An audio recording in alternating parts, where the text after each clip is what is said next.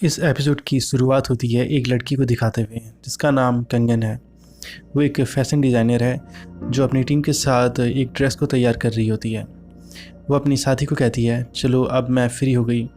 वो आगे कहती है, मैं वैकेशन पर जा रही हूँ, मुझे ईमेल कर देना अगर कोई ज़रूरत हो। तो उसकी साथी पूछती है, वैकेशन पर कहाँ जा रही हो? तो कंगन कहती है, थाईलैंड। अब थाईलैंड को दिखाया जाता है और बैकग्राउंड में न्यूज़ चल रही होती है जिसमें बताया जा रहा होता है कि इस बिजनेस वुमेन ने एक बार फिर लोगों का ध्यान खींचने में कामयाबी हासिल की है।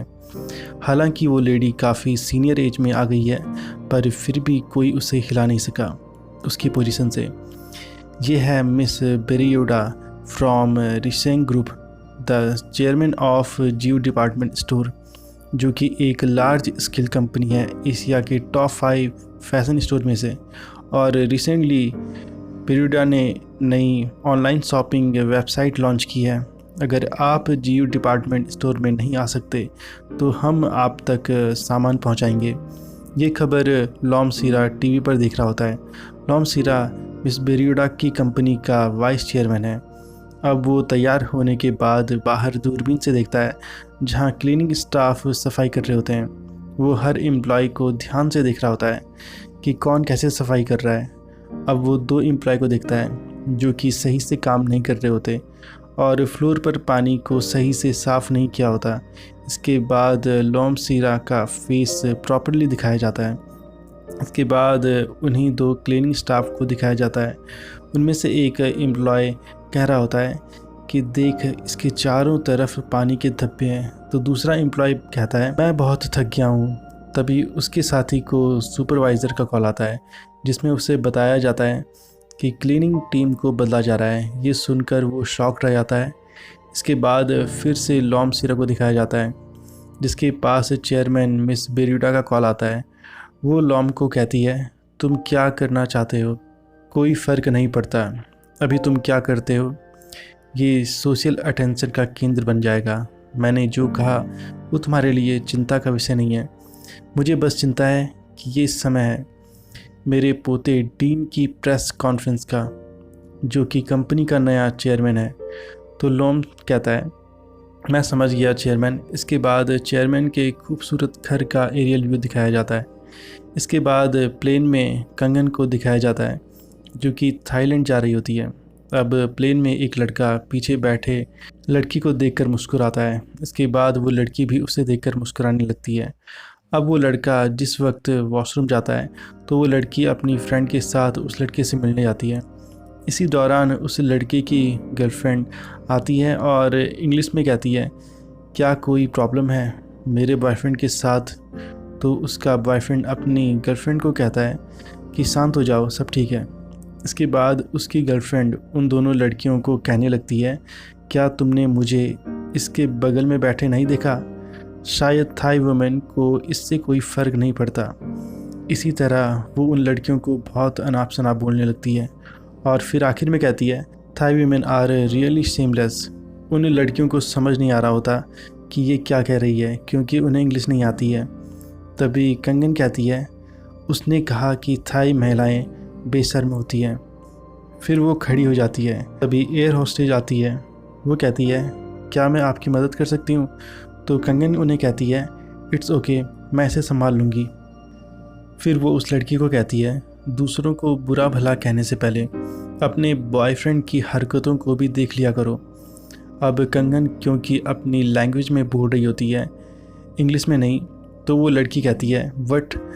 तो कंगन कहती है, ये मत सोचो कि तुम अगर एक विदेशी प्रोडक्ट हो तो थाई वीमेन तुम्हारे पास आएंगी।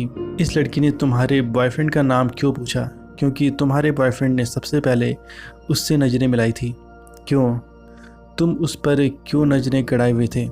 इसके बाद वो लड़की चिल्लाते हुए इंग्लिश में कहती है, तुम क्या बोल रही हो? क्या तुम इंग्लिश में नहीं बोल सकती? जिस पर कंगन इंग्लिश में कहती है, तुम अपनी लैंग्वेज में बोल सकती हो और मेरे देश की अपनी लैंग्वेज है। अपने शब्दों से मेरे देश का अपमान मत करो। इसके बाद वो लड़की कंगन को मारने के लिए पढ़ने लगती है तो उसका बॉयफ्रेंड उसे रोकता है और कहता है, मुझे माफ़ कर दो। मैं दिल से माफ़ी मांगता हूँ और अपनी गर्लफ्रेंड को शांत रहने को कहता है। इसके बाद वो लड़कियाँ कंगन को थैंक यू बोलती है उनकी मदद करने के लिए। तो कंगन कहती है, मैंने तुम्हारी मदद नहीं की, मैंने जो कहा वो अपनी और बाकी थाई लोगों की गरिमा को बनाए रखने के लिए कहा। फिर वो आगे उसी विदेशी लड़की को कहती है, क्या तुम्हें अभी भी डाउट है? ये तुम पर निर्भर है, लेकिन अपने पर्सनल बिहेवियर की वजह से हर किसी पर सवाल मत उठाओ और ना ही उन्हें जज करो। ये सब वो उसे इंग्लिश में समझा रही होती है। इसके बाद जीयू कंपनी के मॉल को दिखाया जाता है, जहाँ साफ़ सफाई का काम चल रहा होता है और चीज़ों को सैनिटाइज़ किया जा रहा होता है। मॉल का पूरा स्टाफ वाइस चेयरमैन लोम के वहाँ आने को लेकर पूरी तरह से रेडी रहते हैं। अब जिस वक्त वो सब लोम के आने का वेट कर रहे होते हैं, तो तभी एक एम्प्लॉय को कॉल आता है। वो एम्प्लॉय शॉक्ड रह जाती है और कहती है, क्या? फिर कहती है, वाइस चेयरमैन आप बस से क्यों नहीं आ जाते रूट को बदलने के बजाय। इसके बाद पूरा स्टाफ दूसरे गेट की तरफ भागता है। इसके बाद लोम को दिखाया जाता है जो बोट से आ रहा होता है। अब जैसे ही लोम मॉल तक पहुंचता है तो लोम के वेलकम में मॉल के फाउंटेन्स को चलाया जाता है। अब लोम जिस वक्त वहां आ रहा होता है तो वो वहाँ की साफ़ सफाई को भी चेक कर रहा होता है। वहीं दूसरी तरफ मॉल के एम्प्लॉय वाइस चेयरमैन लोम के आने से पहले पहुँचने के लिए भाग रहे होते हैं। अब लोम के वहाँ पहुँचने से पहले सारा स्टाफ किसी तरह वहाँ पहुँच जाता है और सब सही से खड़े हो जाते हैं। एम्प्लॉयज़ के हेड लोम को वेलकम करते हैं। लोम एम्प्लॉयज़ को कहता है, देखो तुम सब स्तब्ध होकर यहाँ खड़े हो, तुम बेजान हो, फिर हमारे मॉल में आने वाले कस्टमर्स कैसे खुश हो सकते हैं। फिर वो अपने सेक्रेटरी को म्यूज़िक चलाने को कहता है। इसके बाद कस्टमर्स के वेलकम के लिए बनाए गए म्यूज़िक पर सारे एम्प्लॉय डांस करते हैं। इसके बाद लोम अपने एम्प्लॉयज़ को कहता है कि ये यूनिफॉर्म और पूरी तरह से सही नहीं था, मुझे याद भी नहीं आ रहा इतना सिंपल डांस स्टेप, तो तुम्हें प्रोडक्ट की डिटेल कैसे याद रहेगी। और अगर तुमने कस्टमर को गलत प्रोडक्ट दे दिया और अगर कस्टमर उसे गलत तरीके से इस्तेमाल करे तो तुम लोग जानते हो इसका मॉल पर कितना बुरा असर पड़ेगा। इसके बाद सारे एम्प्लॉय सिर झुकाकर सॉरी बोलते हैं। इसके बाद लोम कहता है, गलती दोबारा नहीं होनी चाहिए। फिर वो उसी सॉन्ग पर सारे एम्प्लॉय को खुद डांस करके दिखाता है, जिसे देखकर सारे एम्प्लॉय बहुत खुश हो जाते हैं और तालियां बजाने लगते हैं। इसके बाद लोम एक एम्प्लॉय को देखकर जान जाता है कि ये मॉल में स्मोकिंग करता है। इसके बाद वो उसे जॉब से निकाल देता है। वो एम्प्लॉय लोम से माफ़ी भी मांगता है, लेकिन लोम नहीं मानता और उसे निकाल देता है, क्योंकि उस एम्प्लॉय ने पहले ही झूठ बोला था कि वो मॉल के अंदर स्मोकिंग नहीं करता और झूठ बोलने वाले लोग लोम को बिल्कुल भी पसंद नहीं है। इसके बाद लोम चेयरमैन के पास जाता है। चेयरमैन लोम से कहती है, मैंने तुम्हें कंपनी चलाने को कहा था, इसलिए नहीं कि मैं तुम्हें प्यार करती हूँ या इसलिए नहीं कि तुम में ज़्यादा एबिलिटी है। अगर तुम रिसिंग फैमिली का सरनेम यूज़ नहीं करते हो और तुम मुझसे बिलोंग नहीं करते हो तो कौन तुम्हें चेहरा देगा। पावर के नशे में मत रहो, क्योंकि तुम्हारे पास असली पावर नहीं है।